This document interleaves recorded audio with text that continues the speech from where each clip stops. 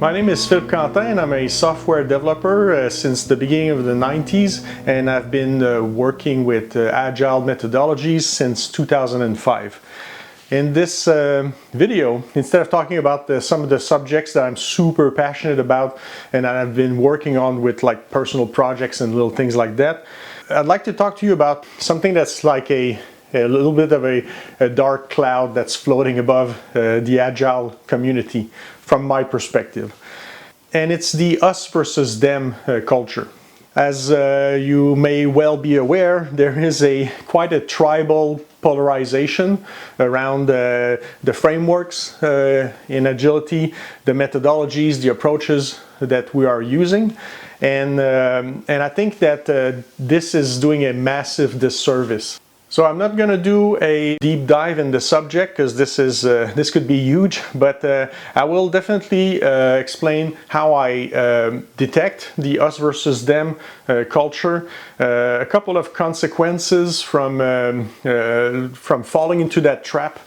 Also a couple of bad habits that I see developing, that people are developing when they're trapped into the us versus them culture, and some final thoughts at the end.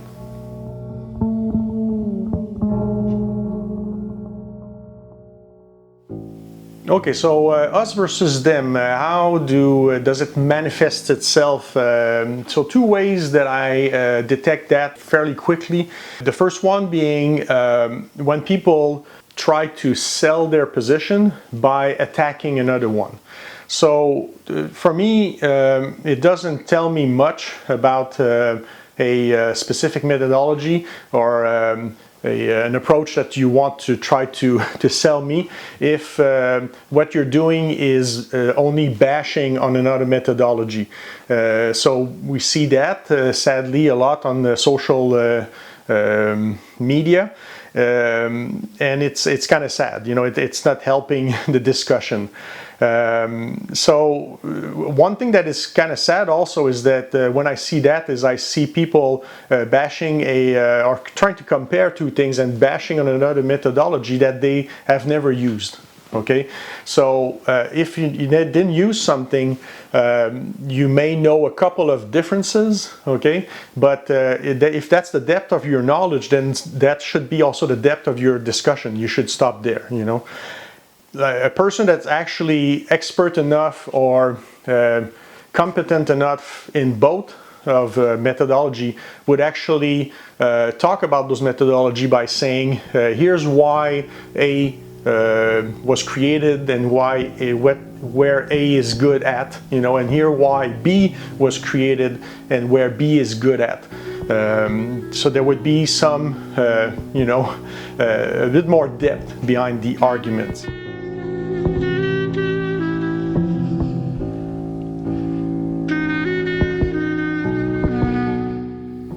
So a second manifestation is what has been coined as contempt currency, and I got that out of a Orange Shaw blog in 2005, a really interesting blog.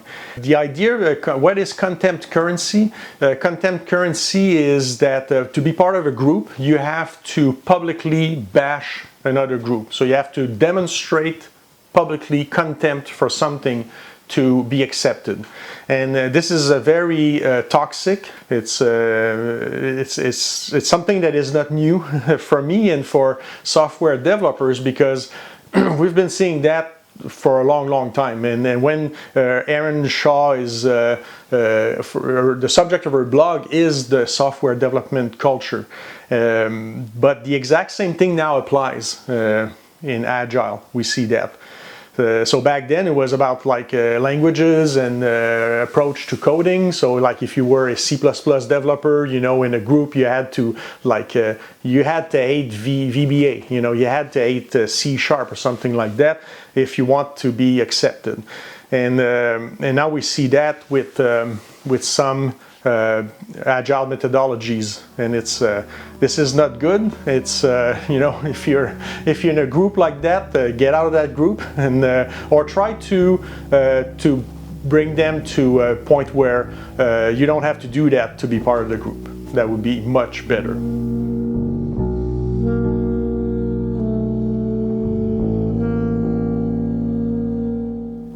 So a couple of consequences of this kind of toxic culture is the first one I call like the loss of civil debate, or the civil discourse, and we see that in person, and we see that on social media. Basically, we see people starting discussion, with those attacks, and saying that people are stupid for doing something, or I can't believe can you believe that there's still people doing that? And that basically isolate people out of the conversation real fast.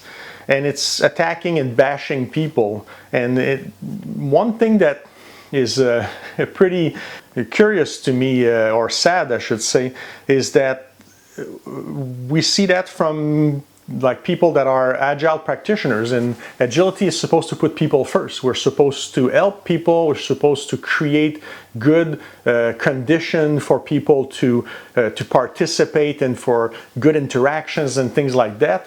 And the tool for promoting that is attacking people. I think it's a really bad practice. And another thing is that people do that in broad daylight now. So there was something about contempt currency back then, back in the days, is that it was happening behind closed doors, and it was not good. But at least people were not doing that on the public place with their resume hanging around their neck. So just quick tip, I think it's a really bad thing to do that in public. The people looking at you online are your colleagues, your boss, your future employer, your future clients, So, not a good idea. So, this breaks the civil discourse, because if discussion starts with an attack, then people like me will not want to participate. When I see bully statements and things like that, I'm not attracted to this type of conversation, because that's not how I do debates. That's not I'm not going to engage in that way. The last time I've dealt with bullies was in high school. That's over, and we're all adults now, and we should act like it. I think we should elevate the discussion so that it's we're just exchanging facts and having a good, healthy debate.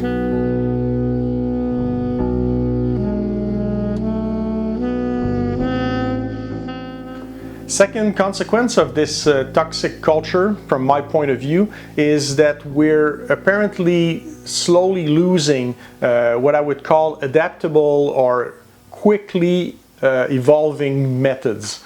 We have a lot of methods that they look like they're all fixed in stone, and we're supposed to do incremental approaches to everything we do, aren't we?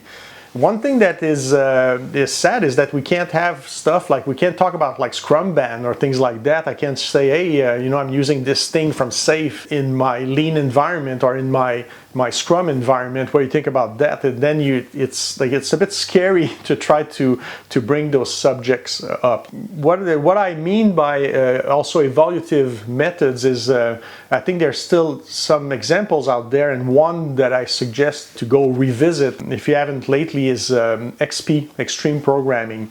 It's built into the method, since the beginning. It says if it doesn't work for you, fix it, fix XP. Okay, you can try it, pick the parts that you want, but if it doesn't work, fix it.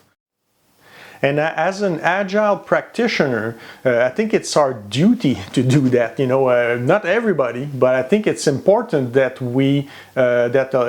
many of us actually continuously challenge the methodologies that are out there so that they actually grow at an accelerated pace. And of course, what's going to happen is that it's not like a rule that applies to the majority. Some people will apply methodologies by the book. It's totally fine. Some people will apply it in part, and they're going to learn things by doing that. Sometimes it's going to go well, sometimes they're going to go bad. And it's the same thing for people that are going to apply methodology but is going to insert new things into it. Then it's fast experimentation, it's fail fast, it's iterative, it's innovation. And isn't that what we're selling as Agile practitioners, is to evolve things? And I think we should do that with our methodology, and we are the people carrying that flag. Because if we don't evolve the methodologies, who's going to do it? So I think it's important. I think it's our duty to do that. I think that we kind of lost sight. We lose sight of the end goal, and the end goal is not to have perfect methodologies that are better than the other one or something like that. The end goal is to deliver valuable software, and the end goal is to have a healthy, sustainable environment in which people can work in. And to me, what's important is that we do indeed evolve our methodologies to serve those two goals, not to protect the methodology.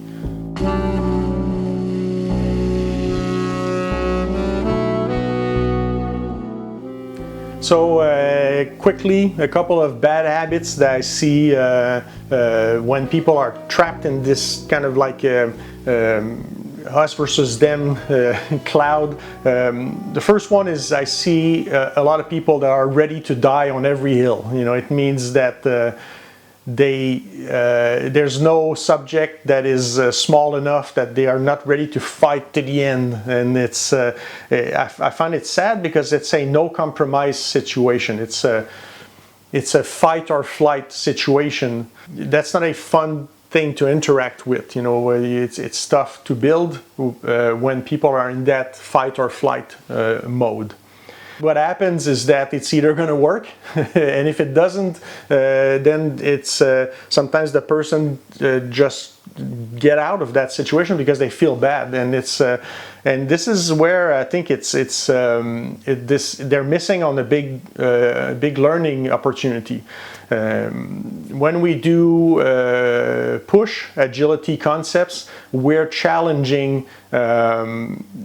cultures, we're challenging processes and organization way of work, and those are very political subjects. So then I come back to the famous sentence that says politics is the art of the possible. That means that we have to look at what's possible to do, and if we do that, then we can remain in our position and play the game and move our position forward and help. And why is that important is because if you eject, there's two things I think for me. There's the first thing is a consequence for the person that quits every time it doesn't go their way, is that you don't have the experience of living something from end to end. And for anybody that is in software development, either a manager, a coach, or a developer, it's important to have shipped something. So to have seen things being from start to finish, from design all the way to deployment. So it's really important to live that, and to live that many times and in many different circumstances. So the project is going to continue, the project will ship, but you won't see it. So stay and live that, and put that in your bag of things that you've been through. The other one is the system and the group of people that you're leaving behind. When you are somebody that is like a thought leader and like a coach figure, or you're an agile practitioner and you're trying to promote something, you're actively pushing an idea, you're pushing a vision, you have like a message that you want to share. The thing is, as soon as you leave, that may all die, and it probably will. And it's sad, because you probably had an influence. You probably had an influence on people. You're probably doing something like moving things, and it may not have been a huge influence, but it's in the right direction. So if you leave, then that momentum leaves with you. So think about that. There's probably people that are looking at you as a lead, like a great influence, and it's not good when you leave, because you leave them behind. A second bad habit is when people generalize from a very small sample. And we see that when there's people that have like a success, and then it's easy to try to apply that success everywhere. It's like, if you're good with a hammer, every problem looks like a nail, So it's the same thing with Agile methodology. It's not because you had success with some Scrum recipe in one environment that Scrum recipe is going to apply everywhere you will go. So it's important not to generalize too much. So that's what I call the horizontal generalization, where I'm trying to apply the same recipe in a similar size context, like from team to team to teams. And it's the same thing the other way also. Like sometimes people will live successes, like let's say at the team level, but they want to push those concepts across an entire organization, and that doesn't work. There's scaling issues. There's a lot of research and science behind that. It's from 10 people to 150, and then to thousands. There's massive change in the type of tools and the type of things you can and cannot do.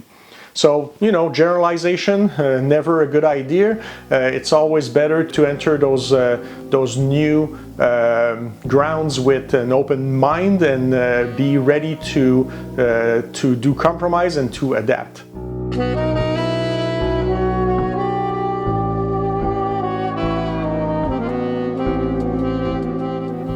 Okay, so some final thoughts. The first thing that I would like to share is that when I see things like that happening, I see that online, I see that sometimes in front of clients, I think it's very sad, and I'm always thinking, what do we look like from an outsider's perspective? So think about it. You're a CEO or the owner of a business, and you're looking to do a transition towards agile methodologies, towards DevOps or anything like that, and you look at this group of people that are basically bashing each other. And some of those, sometimes people are using words that are just flat out insulting. And like, what are you going to think? You're going to say, well, if they talk to each other that way, are they going to talk to my people that way? Are they going to talk to me that way? And so that's not going to attract people to our domain and to our way of work. It's going to push them away. And also another thing that I'm thinking of, like from an outsider's point of view, is that they're going to see like one expert come, and then another expert come, and another expert come, and each one of them has the same discourse, which is, wow, I can't believe you're working like that. This is absolutely not how it should be done. Let's reset everything. Let's do it this way, my way, or whatever way I'm promoting, which is much better. We're going to trash everything.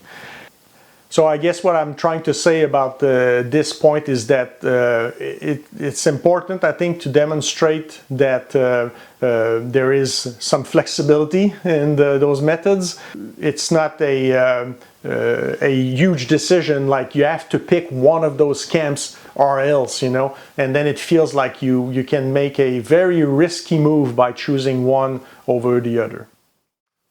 So as a final thought, don't fall in love with your method. I think I would say that, and it's funny because I was told that about code by a developer when I started my career in software development. He said, don't fall in love with your code. And from that, I think that a good developer, you know, should be ready to get rid of elegant code that he really likes if it's for the better of the software.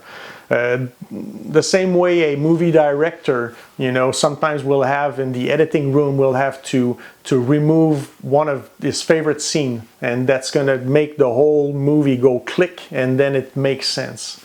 And for me, if we go into the agility and the agile practitioners world, I think it's important for us to be ready to basically take some of the parts of our methods and throw them out the window to protect the people we're working with and the organization we're working with. So be kind, be respectful, and take the high road in everything you do. See you in the comment section. Bye.